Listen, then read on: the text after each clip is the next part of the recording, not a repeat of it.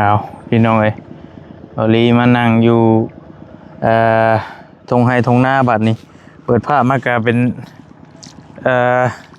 เห็นครับไอ้น้ำข่าวจุนพูนอยู่พี่น้องเอ้ยเนาะสบายดีเด้อพี่น้องเด้อสบายดียามบรรยากาศตอนบ่ายๆเนาะบอลลี่กำลังที่เข้าไปหาน้องพรพี่น้องเนาะแต่พอดีอยู่นี่มันมีสัญญาณก็เลยมาอันน่ะบอลลี่สิมานั่งอัดคลิปแล้วสิถามทางสิโทรหาอันสร้างเนาะโทรหาสร้างเจาะน้ำเพิ่นก่อนเพราะว่าเข้าไปในมันบ่มีสัญญาณพี่น้องอยู่นี่มันได้สัญญาณก็เลยสิโทรถามเรื่องสร้างสิมาเจาะน้ำให้ทางน้องพรเพิ่นพี่น้องเนาะเพราะว่าให้น้องเพิ่นหาเองกับเพิ่นคือบอลี่ได้ว่าไปในคลิปก่อนหั่นแหละเพิ่นอันน่ะขณะไปถามโคเบอร์ดิซินะเพิ่นยังอยากได้100,000ว่าซั่นบ่ฮู้ว่าบอลี่บ่ฮู้ว่ามันเป็นจะได้เนาะไปขอเบอร์คนเจาะน้ำดิซินี่นะพี่น้องเพิ่นยังอยากได้เป็น100,000ว่าซั่นเนาะบ่เข้าใจคือกันละบอลี่ก็ได้มันก่อนสวัสดีเด้อพอเด้อสวัสดีมาได้ใช้น่ะ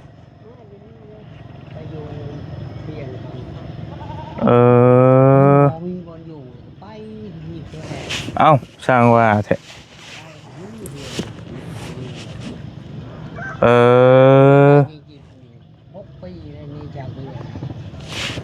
เห็นพอเราย่างงุบๆมาพี่น้องพออยู่บ้านนี่บ่เจ้าอยู่บ้านไหนเจ้า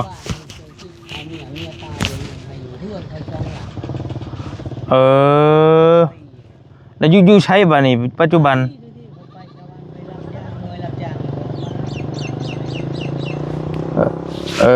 เอาซะ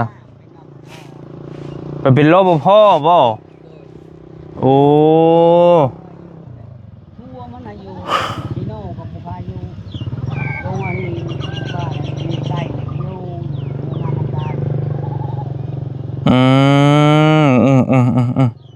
โดย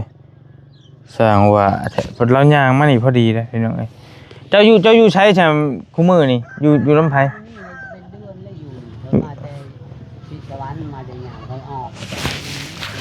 อยู่น้ำพี่น้องบ่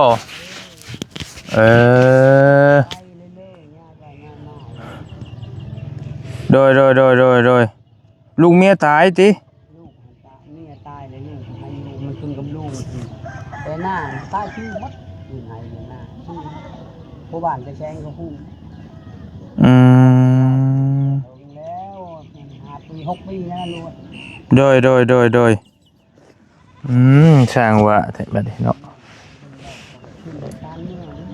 ไม่มันจะเห็นความยุ่งเพื่อนเลยเราไม่ทำให้เพื่อนให้หน้าตรงนี้เราได้เลยครับได้ของบ้านที่เอาปล่อยตามตัวแต่ผู้ยังอยู่บางพอบูฮูนั่นนะคือการอยู่นั่นบูฮูก็จะไปบอกความกับใครอยู่น้ำกันชื่อก็อยู่น้ำกันอยู่ในเฮือนพ่อบ้านแต่จริงๆแต่เขาบอกใครนี่ชื่อผู้ตานี่ใครเป็นชื่อนี่ชื่อจางชื่อน้ำกัน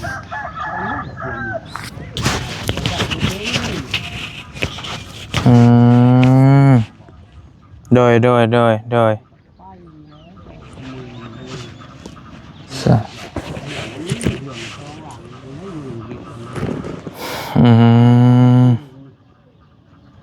ไม่ใช่ทำไมเขาก็ได้ปลดสอบโดยเดี๋ยวเราคุยเวียกก่อนแป๊บนึงเด้อสิเข้าบ้านบ่หรือว่าจะได้เจ้าโทรคุยกับสร้างแป๊บ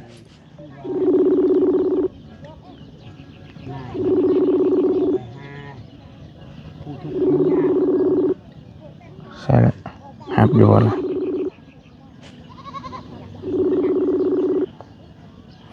สมยศเจริญโดยสบายดีอ้ายโดยสบายดีอันว่างอยู่บ่เจ้าช่วงนี้เจ้าน้ำโดยว่างอยู่อ้ายว่างอยู่อันคันพลานพี่มาอยู่บ่อ้าย มีจักบ่อน้อยเนาะบ่อเดียวหั่นแหละ โอ้มันอยากไกลพวกนายประคันว่าบ่เดียวนะ อืมก็จังว่าโทรถามอ้ายเบิ่งก่อนก็ว่าไกลเติบอยู่เลยเลยขัวพะลานมาหน่อยหนึงนะโอ้โดยอันบ่โทรหาลบบ่ง่ายลบที่ว่าเคยไปจอยให้อยู่นะเราอยู่แถวอาสะพรเราอาจสิไปได้อยู่นะอืโดยโอเคท่านเจ้าขอบใจหลายๆขอโทษหลายๆเพราะเฮาบ่ไปไกลบ่ได้ๆขอบใจเจ้าโอเคสินะพี่น้องเพิ่นว่ามันอยากไกลแน่น้อยหนึงว่าซั่นพี่น้องเนาะเราอยู่ผู้เลยซิโนไปขึ้นมาพี่มันก็คือว่าแล้วซิโมร้อยลักผู้ใดคือบอลลี่ก้าวไปบ่ผิดอยู่แล้วว่าเราต้องบ่มาหั่นน่ะเพราะว่ามันไกลระดับหนึ่งอยู่พี่น้องเนาะคนอันนี้ได้ซะพ่อถามแน่จักอยู่บ่คนช่างเจ้าน้ำแถวใกล้นี่มีอยู่บ่เจ้าน้ำบาดาลโดยไม่ได้เก่าอันนี้การซีมือเขาไปเจาะคนไหนยังมาอยู่ในมือมาแล้วเลือดตายนี่โอ้บ่เฮาถามอยู่พอบ้านในอันทางบ้านในนี่ก็ได้ถามเพิ่นอยู่ทางมีอยู่แต่ว่าจังมันสิมีจักบ่รถตายคือเจ้าเว้าหั่นแหละอันนั้นก็ได้เพิ่นมาแล้วรถตายสิมีปัญหาบ่ทางอื่นคนทางอื่นแม่น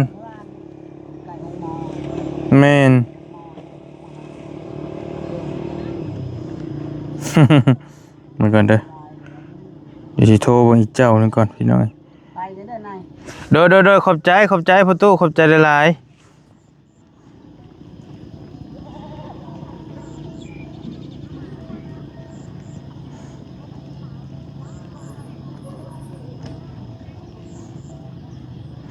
สิโทรเบิ่งอีกเจ้านึงก่อนพี่น้อย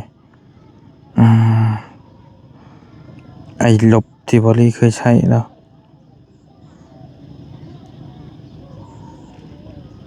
ไอ้ลบเจาะน้ำบรรณเพชมันไก่โพดปกติเพิ่นแหละพี่น้องรถแถวนี้ก็มีคือเมื่อนั้นแหละถามคุยกับน้องพรแต่ว่ามันตายว่าซั่นรถตายจะมีปัญหาอีกคนเจาะน้ำมันก็ยากเนาะสบายดีอ้ายเฮาบ่ลีเด้อโดยเป็นจะได้อันว่างอยู่บ่ช่วงนี้ก็มาเฮ็ดก้าอยู่ว่างอยู่โดยอาจจะโทรอยากให้มาเจาะน้ำให้นี่แล้วคือเก่านี่แหละอยู่บ้านไหนเนาะบ่เลยอันพะลานพี่มาอยู่บ่พะลานอยู่แถวใดบ้านไหนเลยขัวพะลานมาหน่อยนึงบ้านเทิมใหญ่เคยเข้ามาอยู่บ่ใหญ่ไปทางไหนเนาะมันเลยขัวพะลานไปแล้วมันมีตลาดน้อยแล้วเลี้ยวซ้ายนะบ่เลยขัวพะลานมาแหละมันสิมีวัดแต่อยู่ฝั่งตรงข้ามกับวัดนั่นน่ะเลี้ยวเข้ามาแม่นแหละเลี้ยวซ้ายมาอยู่บ่ ถามเบิ่งก่อนกายพะลานเนาะแม่นเลยพะลานบ่แม่นกายพะลานไปแล้วเลี้ยวขวานะบ่แม่นเนาะเลยเดี๋ยวถ้าเฮาขึ้นมาทางเชโนเลยขัวพะลานมาแล้วแม่นเลี้ยวซ้ายอยู่ซ้ายมือต่อขึ้นโน่นนั่นล่ะมันมีวัดนะบ่แม่นแหละแล้วเข้าแล้วมันแวเข้าอยู่บ้านยังว่าเข้านะฮะเฮาก็บ่อยากจื้อชื่อปานใดอยู่หม้องโรงเรียนน่ะนะทางเข้าโรงเรียนน่ะโรงเรียนประถมฮะอยู่แถวนั้นเนาะแม่นเข้ามาแล้วก็เข้ามาในพี่อีกประมาณ4ลักประมาณ4ลักเนาะจากทางดำครับแม่นประมาณ4ลักแล้วก็ผ่านครัวไม้ชองครัวประมาณนั้นอันมาเบิ่งมัน4ลักคำว่า4ลักครัวไม้มันสิเป็นบ้านนะครูก็บ่จักซะเนาะบ้านเทิมน่ะบ้านเทิมแหละเทิมใหญ่เทิมน้อยเทิมใหญ่เนาะแม่นอันนั้นขอจะถามมันบ่ได้ให้ไปฮะคันไอ้ว่างมื้อใดคันเป็นไปได้ก็อยากให้มามื้ออื่นนี่แล้วแหละมื้ออื่นขอประคาเวียกหรือบ่ได้เฮ็ดได้เนาะ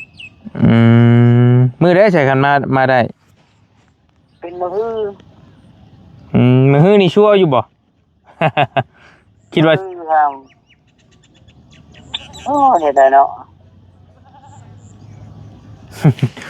บ่เป็นหยังเอาแล้วแต่อ้ายสะดวกคันว่าบ่ว่างนะฮะก็สิหาบางผู้ไหมหั่นน่ะก็ถามกันเบิ่งก็บ่เป็นหยัง เบิ่งมืออื่นมันเข้าสิมาเบิ่งอันนี้นะข่อยหาจักสิว่าได้หลายบาทนี่ก็ว่าจะไปอยู่แล้วเบิ่ง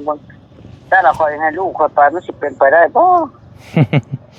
แล้วข่อยสิไปตำหลังนะ อย่าเฮ็ดบ่เป็นอีกติ เบิ่งมืออื่นเนาะไปให้ไปมืออื่นมือฮื้อมามือฮื้อไปแน่นอนมือฮื้อนะ แน่นอนบ่มือฮื้อแน่นอนเนาะ มือฮื้อแน่นอน ม มือฮื้อนี่บ่ได้ไปค่ะ โดยอันแบบโยมธรรมดานี่แหละอ้าย แม่นโอเคสิเกียมไปพร้อมดอก อันแบบโยมแล้วก็อันซำเก่าติราคา4ล้านแล้วอ่ะ4ล้านบ่เฮาอย่าลืม แม่น 4ล้านเนาะโอเคแล้วก็เดี๋ยวเฮาสิส่งหยังให้ดอกทางเฟซเดี๋ยวสิส่งเบอร์เขาเจ้าให้เพราะเฮาก็อาจจะได้มา มีบ่เดียวบ่เลย มันมีบ่อเดียวหั่นน่ะ บ่เดียวเนาะ แม่น โอเคซะ เจ้า โดย เจ้า มือฮือ โดย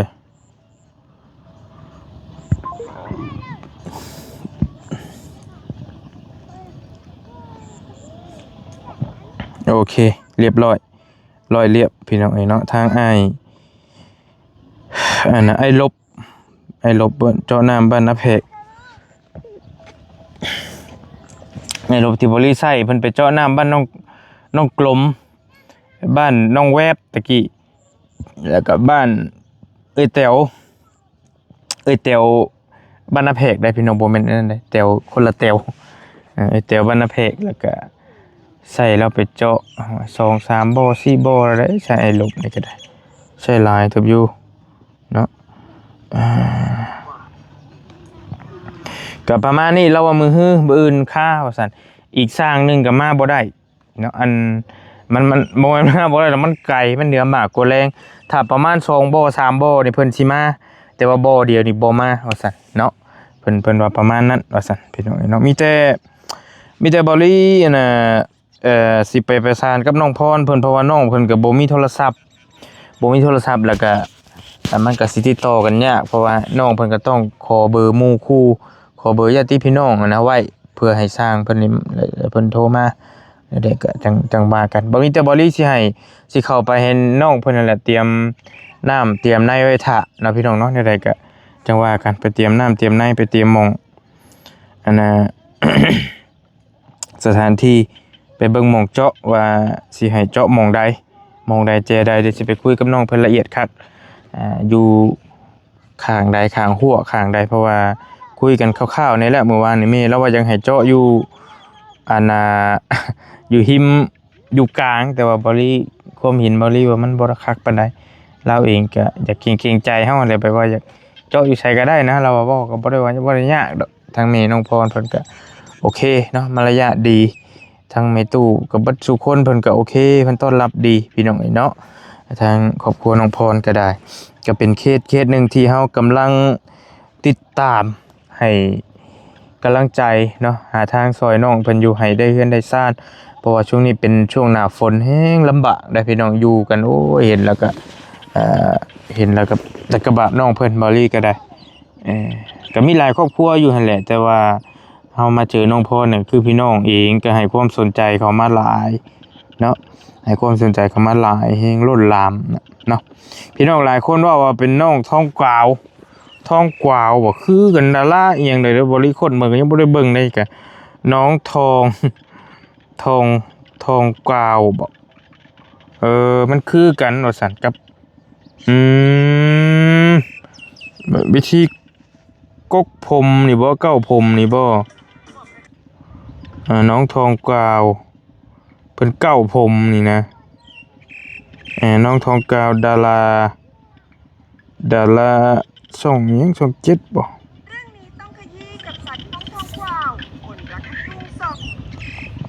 พี่น้องหลายคนหลายอยู่เลยบอกว่าน้องเพิ่นคือน้องทองกวาวว่าซั่น บริก็บ่ค่อยรู้จักปานใดดาราน่าสิเป็นดาราเนาะน่าจะคล้ายๆกันว่าซั่นพี่น้อยเนาะก็มีแต่ประมาณนี้แหละเรื่องน้องพรกับตอนนี้บริกับเบายาวสิสมทบกันซื้อบ่แม่นซื้อเจาะน้ำให้น้องเพิ่นแล้วก็บริสิหาทาง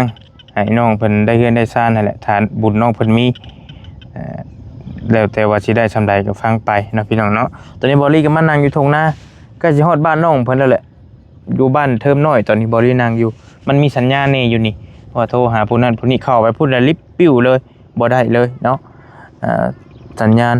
ได้แต่สัญญาณโทรสัญญาณเน็ตบ่มีอยู่เพราะบริโทรทางเฟซพี่น้องเนาะก็สิประมาณนี้เด้อพี่น้องเด้อมื้อฮื้อเนาะถ้าสร้างเพิ่นบ่มีการเปลี่ยนแผนเปลี่ยนแปลงก็แม่นมื้อฮื้อเฮาเจอกันอยู่เฮือนน้องพรเจาะน้ำเป็นเขตใหม่ป้ายแดงที่มาแฮงณตอนนี้พี่น้องให้ความสนใจหลายเนาะก็บ่ได้เลื่อนมาเห็นอันน่ะมันเด้งแวบขึ้นมาพอดีเลยบ่าวเตียงกำลังไปผูกแขนน้องเดิมเนาะพี่น้องเนาะมื้อนี้ก็ถือว่าเป็นมื้อสันวันดีเป็นฤกษ์งามยามดีขึ้นบ้านใหม่น้องเดิมเด้อพี่น้องเด้อก็ขอโทษขออภัยหลายๆบ่ได้ไปนี่เด้เห็นบ่อันนี้ขอให้แสนนึงเด้อผูกแขนเจ้าเด้อล่ะกำลังสุขภาพแข็งแรงตลอดที่ไปเด้อสาธุให้เลยให้เลยให้เอ้ยกระบะให้น้ำตาไหลแล้วนางเดิมอันนี้ของเอื้อยเพิ่นฝากมาผูกแขนเจ้าเด้อผู้ใหญ่ใจดีเพิ่นนี่พูนสีจากฝั่งไทยมีคนละ300,000เริ่มใจหลายคิดอยู่ว่าสิได้เฮือนใหม่บ่คิดบ่ฟันเลยว่าสิขอบบุญขอบคุณเด้อทางผู้ใหญ่ใจบุญทุกท่านที่สงสารเมตตาน้องเดิมกับน้องแดนที่คอยใจบุญทีมงาน FC ทุกคนอยู่ดีมีแรงความเจ็บอย่าได้ความไข้อย่ามีให้อยู่เย็นเป็นสุขกายสุขใจโศกหิมานิลำมีรวยเฮงมีปังเฮงให้ปังเฮงให้ปังยันติดมาน้ำบ่ลีตอนนี้กำลังลงไปเนาะประเภทนี้ขึ้นบ้านใหม่อยู่บ้านเพิ่นนี่ก็ได้ยินคร่าวๆแล้วบ่ลีกะตอนแรกนึกว่าเป็นตอนเช้าคือกันนั่นแหละเห็นบ่น้องว่าน้องคลิปแม่เตียงมื้อเช้านี่ว่าเพิ่นสิครบงานกันช่วงแรงเด้พี่น้องเตรียมกันนี่อาจจะเป็นช่วงเช้าหาช่วงบ่ายช่วงแรงแล้วงานคล้ายๆงานดองงานบุญงานศีลบ้านเฮาหั่นน่ะอยู่พี่เพิ่นเฮ็ดกันจังซั่นว่าซั่นอยู่ทางลาวใต้เนาะแต่ว่าทางบ้านบ่ลีนี่สิเป็นช่วงเช้าเลยสิไปผูกแขนตั้งแต่เช้าๆมืดชุ่มแต่ตะเว้นบ่ทันขึ้นก็มีบางคนมานะแต่ว่าเฮ็ดคือเฮือนน้องเดิมนี่ทางลาวใต้บ่ลีเห็นดีนำอยู่เพราะว่าเพื่อพี่น้องบ้านอื่นเมืองไกลมานะเพิ่นเดินทางมาแต่เช้าเลยแล้วตอนแรงฮอดก็ถือว่าพอดีงามพอดีได้ขึ้นเลยนะแต่ตอนเช้าหลายบางทีเฮาก็ตื่นบ่ท่วงบ่ทันเพื่อบ้านอื่นเมืองไกลมานี่มันมาเสร็จมาสวยมันก็บ่ได้บรรยากาศเนาะแต่ว่าทางพุ่นนี่เพิ่นสิคบงานกันอาจจะเป็นบัดคืนน่ะอาจจะเป็นบัดคืนคือน้องเดิมนี่ก็งานกันแบบว่านั่งลมนั่งแอวกันหรือว่ามาแสดงความยินดีนำคือบริได้เว้าไว้หั่นแหละมาแสดงความยินดีนำผู้ที่เพิ่นได้เฮือนได้ซ่านใหม่ได้ที่พักอาศัยเนาะใหม่ก็ถือว่าเฮือนน้องเดิมนี่ก็ถือว่างามระดับหนึ่งแต่บ่เตียงลงไปก็ถือว่าเลวเลยบ่เตียงขึ้นมาน่ะตั้งแต่บ่ทันยกขึ้นน้องเดิมแต่พอบ่เตียงกลับไปแล้วแม่นว่าได้ขึ้นเฮือนใหม่เลยเพราะว่าเตียงขึ้นมารอบนี้ขึ้นมาโดนเติบแต่จังได้ลงไปกับบาลีก็ขออภัยหลายๆลงไปน้ำบ่ทัน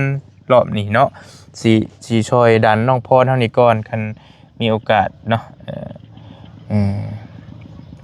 อยู่ดีมีแฮงโชคมาถ้าบ่มีหยังขัดข้องก็จังสิได้ลงไปหาทางพี่น้องลาวใต้เฮาใหม่เนาะคือบริได้แจ้งไว้แหละเงินน้องเดิมน้ำบริตอนนี้ยังอยู่900,000เงินผู้ใหญ่ใจดีทั้งช่องบ่เชียงเพิ่นฝากไว้ยังอยู่900,000กีบแล้วก็มีเงินแม่ใจดีเพิ่นฝากไว้อีกทานนึงเพิ่นฝากไว้ให้ซอยพี่น้องลาวใต้เฮาละ 3,000 บาทซอยทั้งปุ๊บ้านน้องบนแล้วก็สิเก็บไว้นี่ก่อนเนาะมีโอกาสได้ไปก็จังว่ากันตอนนี้ก็ได้ยินดีนำเด้อน้องเดิมเด้อโชคมาร่ำรวยเนาะได้เฮือนได้ซ่านใหม่ดีใจนำเฮงๆปังๆเป็นถือว่าเป็นบ้านหลังที่2ที่ทีมงานเฮาซอยหลังแรกเป็นเพื่อนไอ้น้อยหลังที่2ถือว่าเป็นเพื่อนน้องเดิมก็ถือว่าเป็นเพื่อนใหม่งามเนาะเป็นเพื่อนโมเดิร์นถือว่าดังน้องเดิมนี่หลังแรกเลยแหละเนาะพี่น้องเนาะ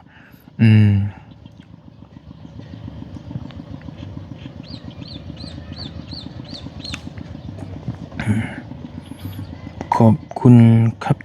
นี่เมย์เป็นส่งมาหาป้ามีแต่ประมาณนี้แหละบริจะเข้าไปหาน้องเพิ่นก่อนเนาะก็ไปหาน้องอัน พรเฮาก่อนนั่นแหละก็จังว่ากันสิไปกะเกียมเตรียมน้ำไว้ให้หากระพุ้ยมาตักน้ำตักในไว้มันได้นั่นใดก็จังลุยต่อพี่น้องเนาะสู่ต่อเกียรติน้องพรเฮานี่ก็สิพยายามบริก็ส่งให้ทีมงานและมานำกันเบิดสุขุทุกคนไผมาได้ก็มาซอยดันน้องเพิ่นเนาะอันเกียรติน้องพรนี่ก็เป็นบ่าวไล่เพิ่นชวนมาต้องยกความ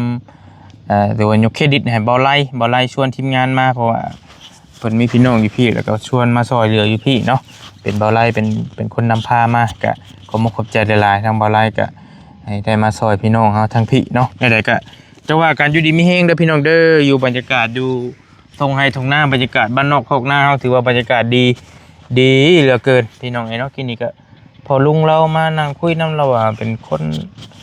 บ่มีหม่องพักหม่องเศร้าว่าฉันบ่มีที่พักอาศัยเอาย่างมานี่พอดีเลยจักสิแม่นบ่แม่นแล้วก็บ่ฮู้นำเราตัวนี้เรามาเว้าจังซั่นเนาะก็จังว่ากันตอนนี้ก็ได้ไปอยู่ดีมีแฮงพี่น้องบรรยากาศอยู่ทงนาโอ้ยจังว่ากันเนาะมื้อฮื้อเจอกันโดย